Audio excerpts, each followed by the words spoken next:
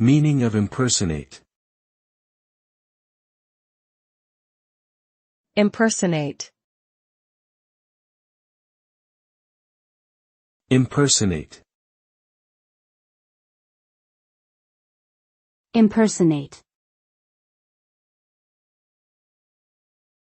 Impersonate. The word impersonate means to pretend to be someone else, typically for the purpose of deception or to obtain an advantage.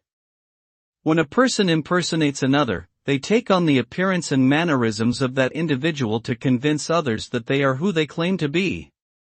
This can have serious consequences, such as identity theft, fraud, or even criminal activities.